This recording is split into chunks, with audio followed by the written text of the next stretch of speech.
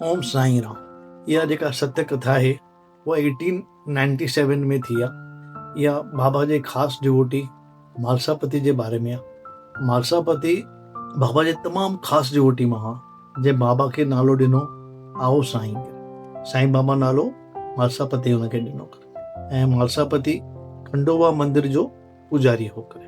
केतिरियूं ई रातूं मालसापति ताता पाटिल सां गॾु मस्जिद में अची सुम्हंदा हुआ बाबा सां गॾु ऐं सॼी राति पिया पाण में ॻाल्हियूं कंदा हुआ भॻवान जे बारे में।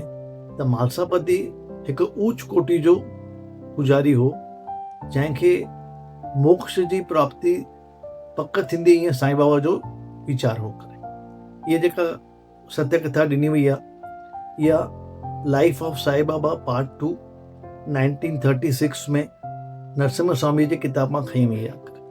मालसापति खे पहिरीं 2 धीअर हुयूं, पोइ हुनखे पुटु ॼमे थो हिकिड़ो जेको जल्दी ई गुज़ारे थो वञे। पोइ हुनखे वरी हिकु पुटु ॼमे थो जंहिंमें हू जाम ख़ुशि थो थी वञे ऐं जाम ख़ुशीअ सां इहा ॻाल्हि ॿुधाइण लाइ हू मस्जिद में बाबा वटि अचे थो ऐं नचंदो टिपंदो अची बाबा खे चए थो बाबा मूंखे पुटु ॼाओ आहे, हुनजो नामकरण तव्हांखे करिणो आहे त हू पंहिंजे पुट खे मां जॾहिं वठी ईंदुसि तव्हां नामकरण हुनजो तव्हां कजो करे।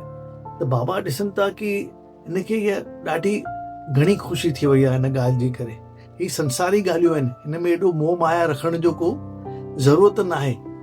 त बाबा हुनखे सम्झाइनि था, चवनि था की भाई ॾिस तोखे सिर्फ़ु हुन ॿार जो ख़्यालु 25 साल करिणो अथई, इन करे तूं इन ॻाल्हि में एतिरी ख़ुशी बि न कर ऐं एतिरो कंहिं बि ॻाल्हि जो एतिरो ग़म बि न कर। हुनखे उहो ज्ञान ॾियनि था करे।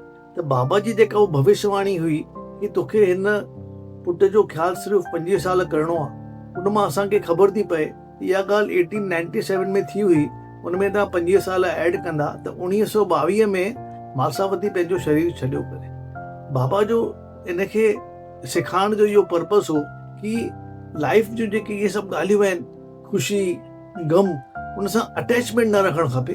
उनखे मथे नमूने उनखे इंजॉय करणु खपे ऐं उनखे सम्झणु घुरिजे की असांखे अॼु न सुभाणे इन संसार मां छॾे वञिणो आहे। जो ओम साईं राम। श्री सच्चिदानंद सदगुरु साईनाथ महाराज की जय। ओम साईं राम।